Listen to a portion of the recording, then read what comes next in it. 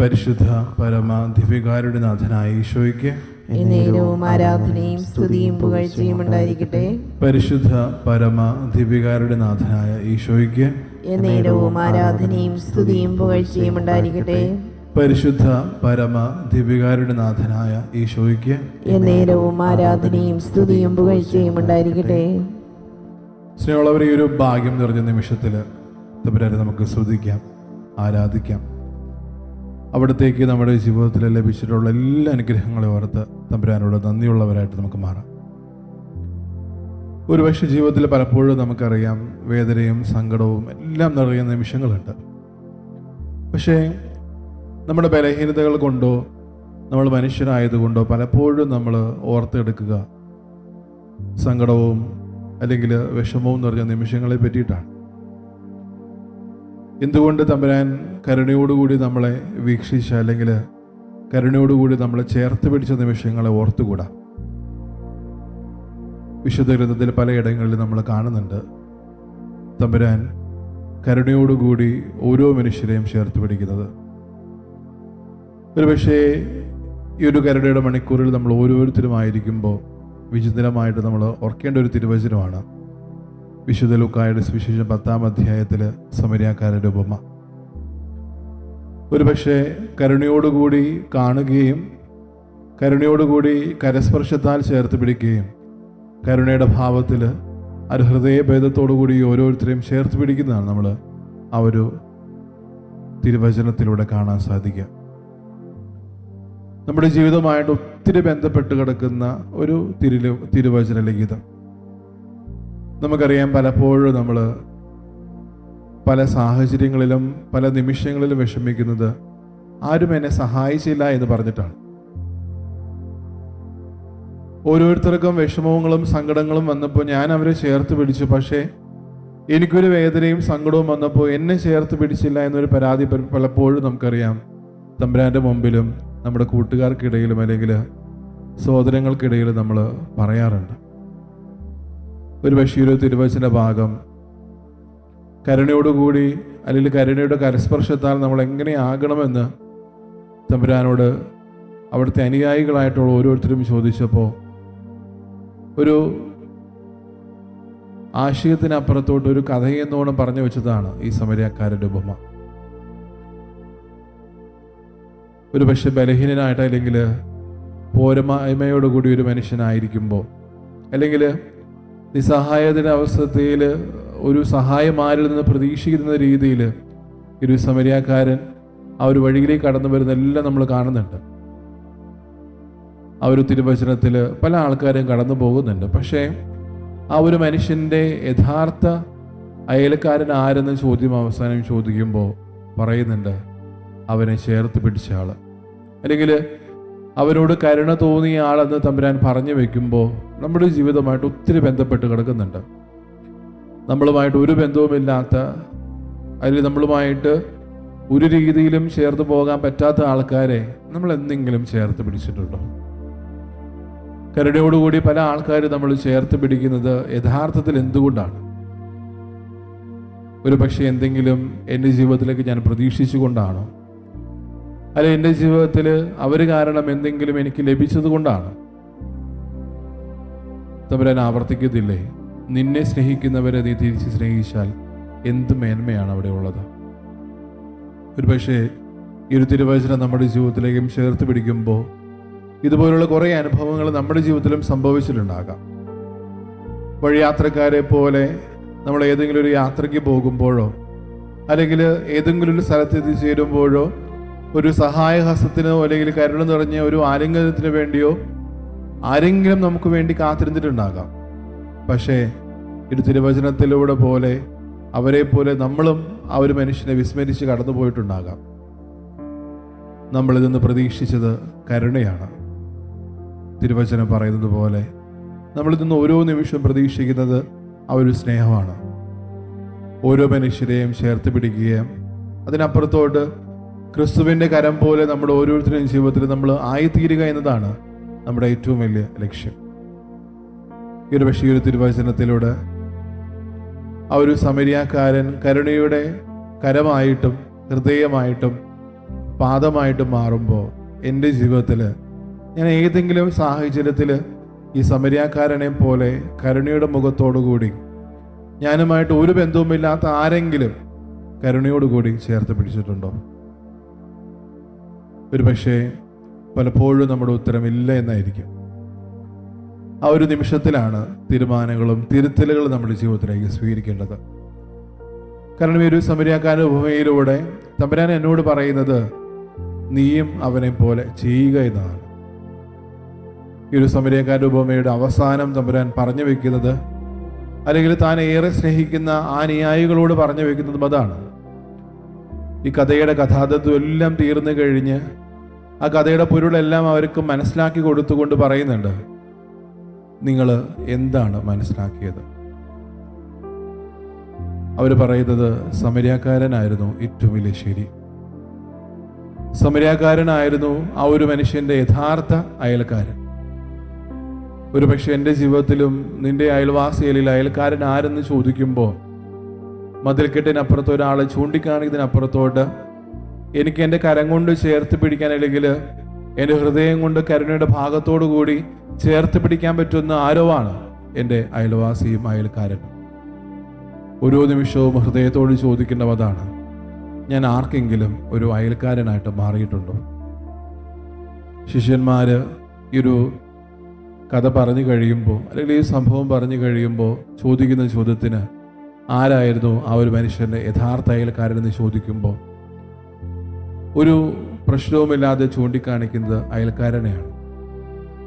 ഒരുപക്ഷെ ഞാനുമായിട്ട് ബന്ധപ്പെട്ട് കിടക്കുന്ന ആരോടെങ്കിലും ഞാൻ എന്നെങ്കിലും ഒരു നല്ല അയൽക്കാരനായിട്ട് മാറിയിട്ടുണ്ടോ എന്നൊരു ചോദ്യം ചോദിക്കുമ്പോൾ അവരുടെയൊക്കെ മറുപടി എന്തായിരിക്കും?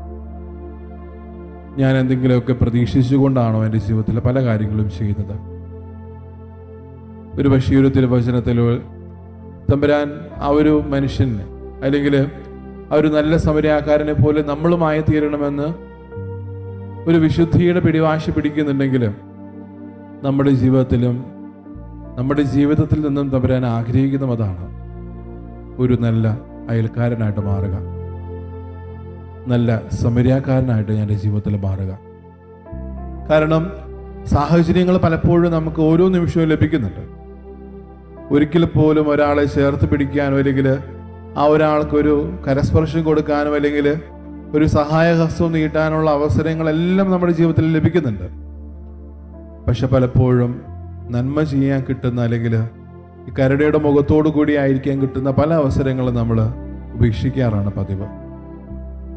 ഉള്ളിൻ്റെ ഉള്ളിലെ ചിന്തകൾ, അല്ലെങ്കിൽ മാനുഷികമായിട്ട് പലപ്പോഴും നമ്മൾ അതിനെ വിലയിരുത്തുമ്പോൾ എനിക്ക് എന്താണ് ഇതിൽ നിന്ന് ലഭിക്കുക?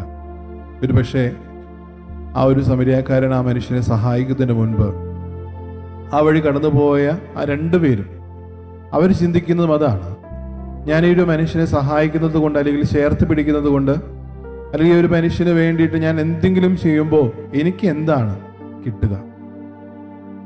പക്ഷേ സമരിയാക്കാരൻ ആ വഴിയിൽ വരുമ്പോൾ സമരിയാക്കാരൻ ചിന്തിക്കുന്നത് എന്ത് കിട്ടുക എന്നതല്ല, എനിക്ക് എന്താണ് ഈ മനുഷ്യന് വേണ്ടി ചെയ്യാൻ പറ്റുക?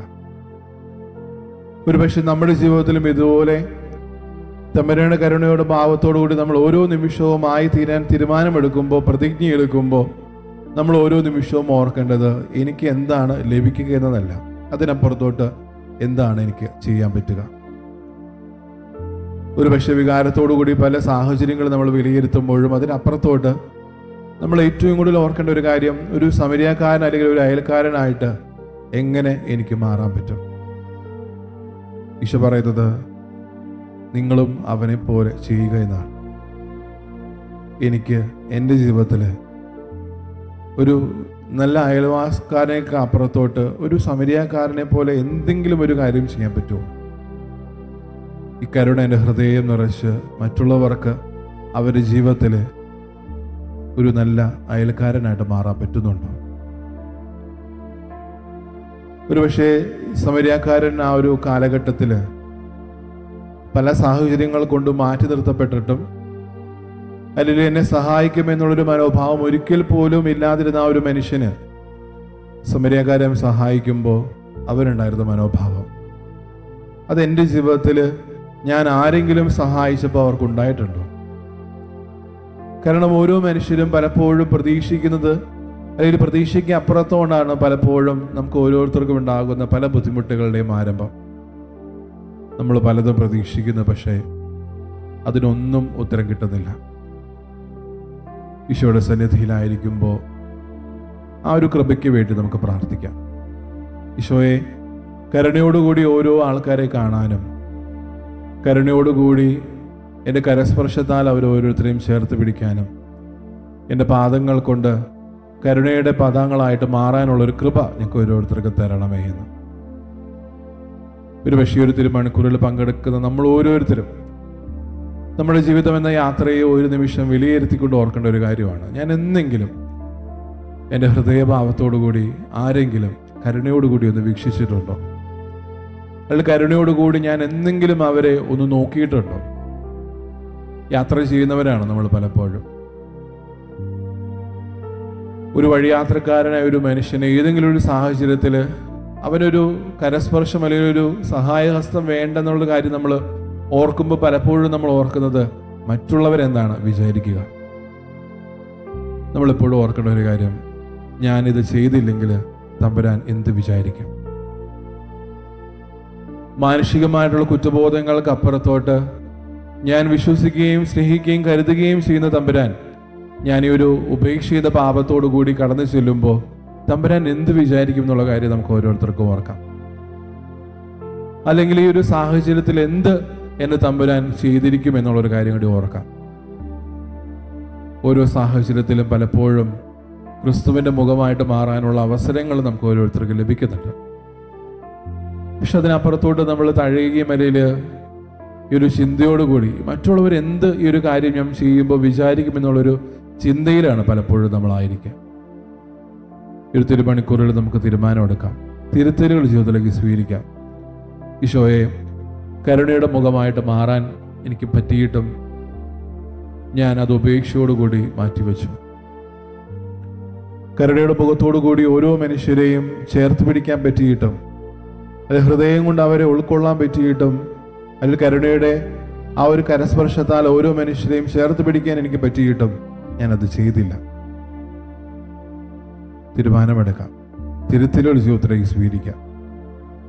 ഈശോയെ, നിനക്ക് വേണ്ടി എൻ്റെ കണ്ണുകളും കരങ്ങളും പാദങ്ങളും ഇങ്ങനെ കരുണയുടെ ഉപകരണങ്ങളായിട്ട് മാറും.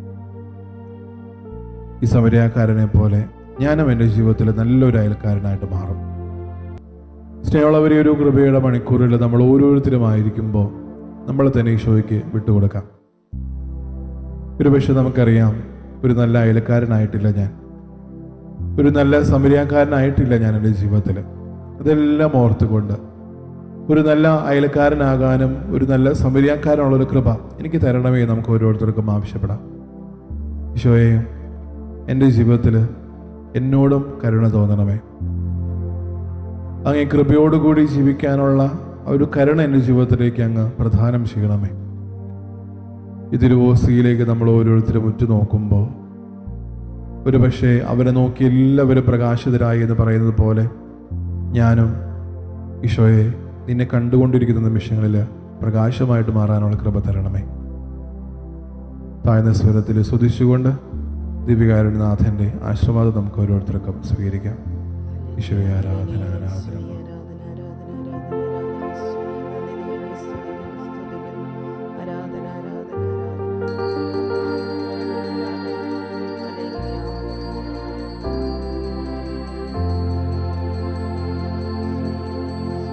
പരിശുദ്ധ പരമമാം ദിവ്യകാരുണ്യമേ, എന്നുമെന്നും അങ്ങേക്കാരാധന. പരിശുദ്ധ പരമമാം ദിവ്യകാരുണ്യമേ, എന്നുമെന്നും അങ്ങേക്കാരാധന.